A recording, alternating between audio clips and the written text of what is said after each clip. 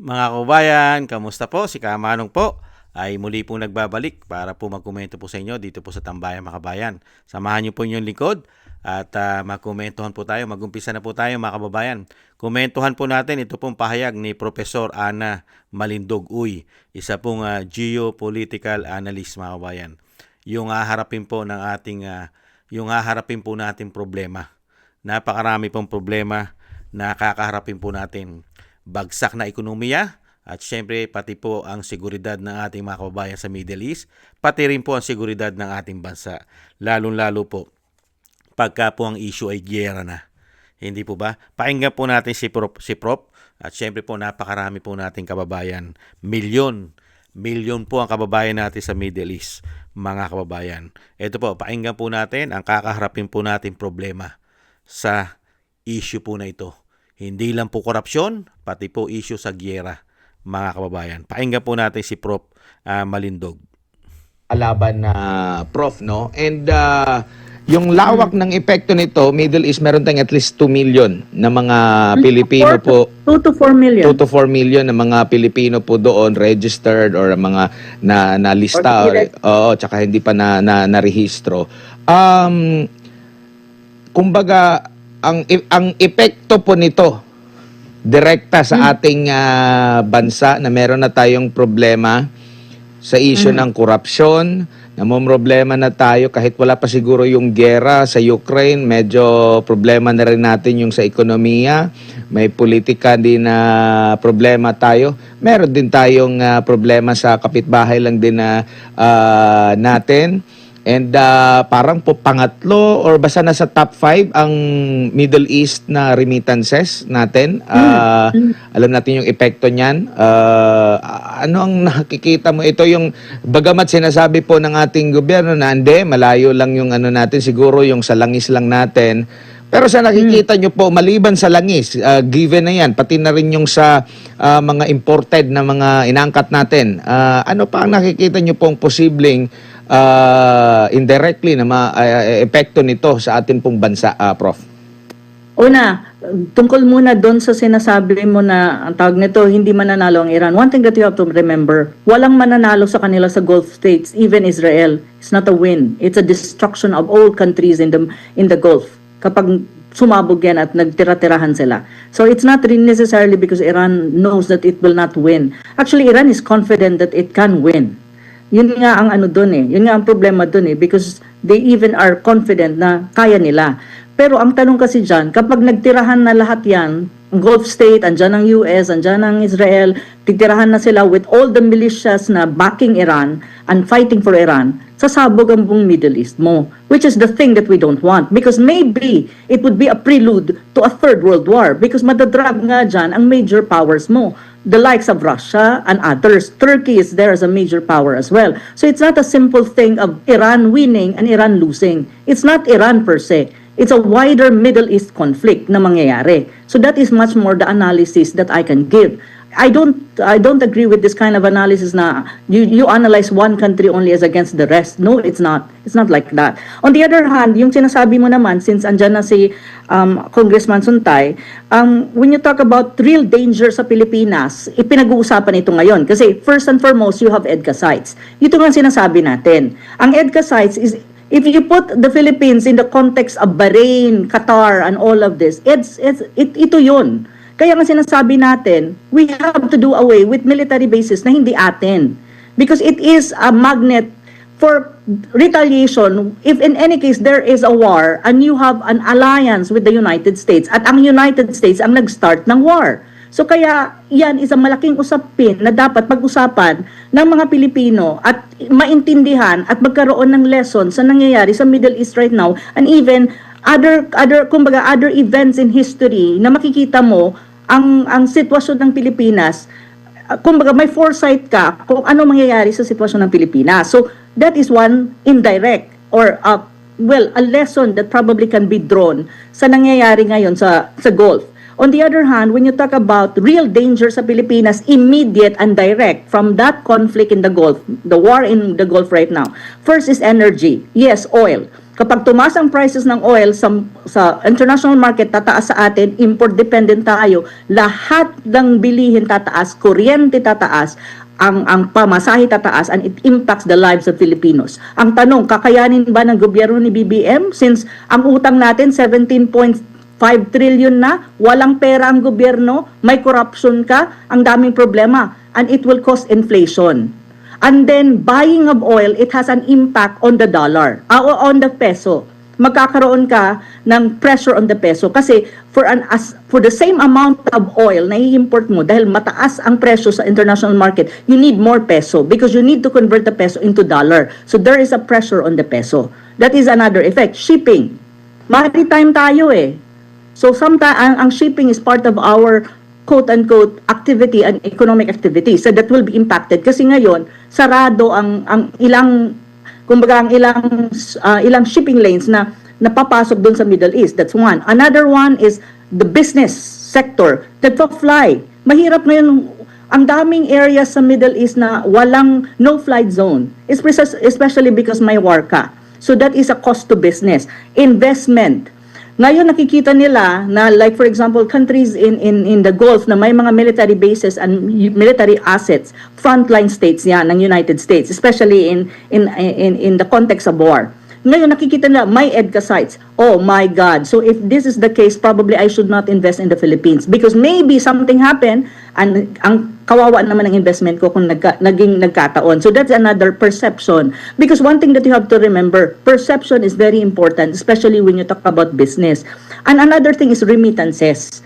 Nagkakagulo ang Gulf. Marami tayong mga kababayan doon. So ang isa sa pinaka direct impact sa ekonomiya ng Pilipinas is what you call remittances ng OFW. And one thing that you have to remember, when you talk about GDP, 9%, more or less 9% of GDP is based on remittances ng ating mga Pilipino. The Gulf is isa sa mga areas sa buong mundo na malaki ang boltahe ng OFW na nagkakaroon tayo ng remittances. And remittances is a macroeconomic stability factor ng Pilipinas. Kapag yan na-cripple, pag tumagal ang war sa Middle East or nag-escalate ang war sa Middle East at tumagal, problemang malaki yan ng Pilipinas. Kasi malaking kawalan yan. On the other hand, vulnerability ng OFW, yung buhay nila, yung kanilang, kung i-repatriate mo sila o hindi, and then kapag nasa Pilipinas sila, na-repatriate, anong trabaho ang ibibigay mo dyan? That's still a problem of government and it's economic still. Then, financial stability nga dahil sa pressure on the peso. These are the direct effect, impact on the economy. And look at the economy of the Philippines. Naghihikaos na po tayo. Naghihikaos ang ekonomiya ng Pilipinas. Plus this one, na bago, ngayon lang. Then, ang tanong sa gobyerno ni BBM, ano ang gagawin mo at ano ang mitigating plan mo to make it sure na hindi siya mabigat para sa mga Pilipino. Kasi mabigat yan sa mga Pilipino eh. So yun yung matatawag mong direct impact and effect sa atin, sa bansa natin. However, yung indirect impact dyan is the perception that the Philippines is also a frontline state of the United States, especially under BBM. And you are part of what you call security and military network or architecture of the United States in the world. Kasi we're in the Indo-Pacific. But if you look at the security and military network of the United States, the Philippines is one of them. Because you have the EDCA sites. Na ngayon, sinasabi ng ng National Security Council at ng AFP na hindi daw military bases ng US. Come on, give me a break. Sino bang nagbubulahan dito? Hindi po bobo ang mga Pilipino. At lalo naman ako, hindi ako bobo para hindi ko maintindihan that these are military bases. Kaya pwede ba? Magsabi tayo ng totoo para alam natin kung anong gagawin natin para sa bayan natin. Yun lang masasabi ko. Tama po yung mga tambay. Ginagawa po kasi nila tangat bobo mga Pilipino eh. Yung mga EDCA site na EDCA site, mga EDCA site, hindi naman totoo. Yan po base po yan, base militar po yan. Base po yan ng Amerika na nakapaligid po sa ating bansa. Napakarami po yan, hindi po bababa sa 20 na yan, mahigit. Hindi po ba? At yan po ang nakikita po na senaryo, mga kababayan, na napakalaking problema na harapin po natin, mga kababayan. Napakatindi na po ng ginawa po sa atin ng pamahalaan na paghihirap natin ang ekonomiya, korupsyon na mahigit 3 taon. Hindi pa tayo nakakaahon dahil pilit po tayo ibinabaon, inilulubog, baon sa utang. Wala na halos ekonomiya ang bansa. At tama po yung sabi ni Prof. Ni Prof. Malindog, uy, paano ka papasukin ng mga investment, ng mga investor? Kung merong mga base militar, ngayon sa panahon ngayon, nagkakagyera sa Middle East. Sige nga, paano ka papasukin ng mga negosyante? Di po ba? Amerika, maraming base sa'yo. Paano kung magkaroon ng putukan? Di po ba? Mga nganib po, hindi lang mga Pilipino, pati ang mamumuhunan sa atin. Kaya nga po, iiwasan nila ang Pilipinas. Hindi po ba? Hindi po katulad nung panahon ni dating Pangulong Duterte. Mga kababayan, hindi na po pinayagan lalong dumami yan. Hindi po ba? Dahil nga po hindi po nagpakatuta si dating Pangulong Duterte, nino man. Hindi po ba? Wala po siyang pinaglingkuran kung hindi Pilipino. Hindi po siya nagpakatuta. Hindi po ba? At napakarami pong impact, talagang problema ang ating kakarapin. Una-una, yung remittance. Nakita niyo po, 2 to 4 million na mga Pilipino. Halos napakarami po na mga kababayan natin sa OFW natin mga kababayan na namumblema. At syempre po, yung una-una ay kaligtasan po nila. Hindi po ba? Hindi natin malaman kung ang gobyerno po ba ay tutulong lalong-lalo po doon sa mga dapat nang makauwi para mailigtas po ang ating milyong-milyong Pilipino o daan-daang libong Pilipino o libo-libong mga Pilipino na kailangan tulungan. Hindi po ba? At ang pinakamasakit, pag nakauwi naman sila sa bansa, trabaho naman. Ano naman ang ibibigay mo nga naman trabaho? Bagsak ang ekonomiya, napakataas ng inflation natin. Napakaraming Pilipino walang trabaho. Diba? Lahat ng problema, haharapin natin. Pagtaas ng gasolina, tataas lahat. Kuryente, tubig, lahat. Pamasahe, di ba? Bilihin, lahat halos tataas. Samantalang kakarampot ang kinikita natin at napakarami pang walang trabaho. Tapos mag-uuwian pa ang ating mga kababayan na mga OFW. Wala rin silang tiyak na naipon dahil siyempre po pinapadala rin nila sa pamilya nila dahil nga sa pang-araw-araw na gastusin din ng pamilya nila. At ang pinakamasakit, madadagdagan na naman ang mawawalan ng trabaho. Hindi po ba? Ano solusyon ng gobyerno? Kung puro korupsyon ang ginawa mo, wala kang naiproduce na maraming trabaho sa bansa dahil nga po puro korupsyon ang inatupag mo at puro po pamumulitika. Kaya ito po, hindi naman po ibinabalita ito At hindi po ganito ang senaryo ng mga bayaran. Yung mga bayaran mainstream media, hindi po nila sasabihin yan.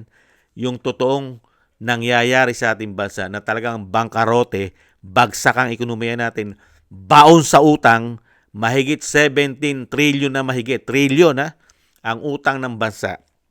Walang pumapasok na malalaking bagong mamumuhunan, mga investor sa ating bansa dahil nga sa sitwasyon.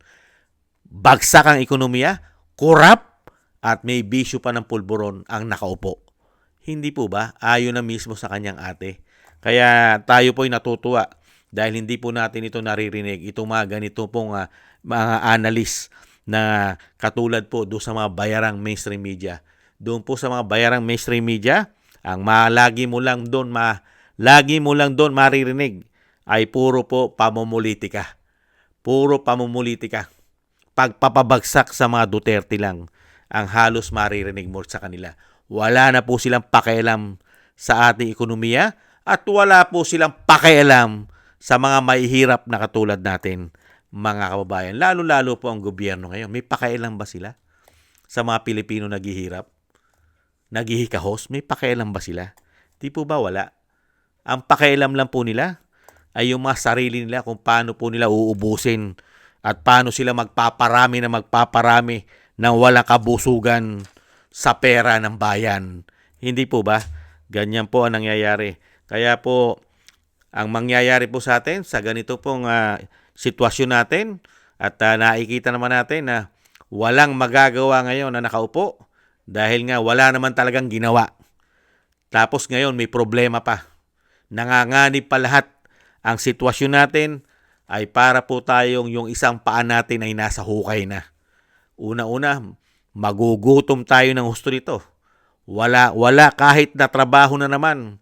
Hindi nadagdagan, mahihirapan ka pa. At ang pinakamasakit, wag naman sana madamay pa tayo sa gyera ng may gyera. Hindi po ba? Kaya po mga kababayan, puro pagtitiis. Ang mangyayari po sa atin ay puro pagtitiis. Dahil una-una, ayaw naman po solusyonan. Pati po kasi ang ating mga men in uniform ay wala naman po sila nakikita. Wala po sila nakikita na bagsak ang ekonomiya, korupsyon, pulburon, at puro pagnanakaw ang ginagawa po ng mga nakaupo ngayon o di umano. Wala pong pakialam ang ating pong karamihan mga general, wala pong pakialam sa ating bansa at wala pong pakialam sa ating paghihirap. Yan po ang pinakamasakit dahil pati sila ay nakikinabang di umano. Sila rin yata. Hindi kaya mga kababayan, hindi kaya pati po ang karamihan nating mga generals, mga men in uniform, ay kasama rin po sa nagpapayaman di umano. Nagtatanong lang po si Kamanong. Hindi naman masama magtanong. Yan po mga kababayan, ang ipinaliwanag po sa atin ng isa pong propesor mga kababayan na talagang ang ating bansa ay bangkarote at patuloy na sasadsad po pababa. At talagang patuloy na maghihirap ang mga Pilipino, mga kababayan. Maraming salamat po sa ating pong propesor. At syempre po, thank you rin po sa inyo mga kababayan. At syempre po, taste po tayo. Talagang kailangan po natin ay maghigpit. Talagang sobrang paghihigpit na sinatawag na sintron, mga kababayan. Ang hirap, paano kung wala nga naman tayo sintron, mga kababayan? Ano pa ang ihigpit natin? Hindi po ba? Nakakalungkot. Dahil nagkaroon tayo ng mga men in uniform na walang pakialam sa mga Pilipino. Lalong-lalo sa ating mga naghihirap. Unbelievable. Maraming salamat po sa nakagusto po ng ating Tambayang Makabayan sa YouTube at TikTok. At ganun din po sa ating mga subscribers at sa patuloy na nagsusubscribe sa inyong lingkod. Thank you po. Shoutout po sa inyong lahat. At ganun din po sa mga nagko-comment, like, and share. Mabuhay po kayo. Thank you po. At thank you rin po sa mga nagbibigay po ng tulong at biyaya. Shoutout po kay Mila Yi, Tatay Nick ng Canada, si Eric Hershaw ng Canada, Annie Jo, ako si Pilam, si Balance Vision TV, Jesus Valdepena, Gay at Shena, si Jake Yahut ng California, USA, Kingston ng Hong Kong, Gina Reyes, Holiday Days ng Berlin, Germany, Julieta Celona ng Sydney, Australia, Baby Romana at Ate Isa ng Cagayan. Thank you po sa inyo mga kabayan. Shoutout po sa inyo lahat. Mabuhay po kayo at syempre ingat-ingat po kayo sa inyo po mga paggawa.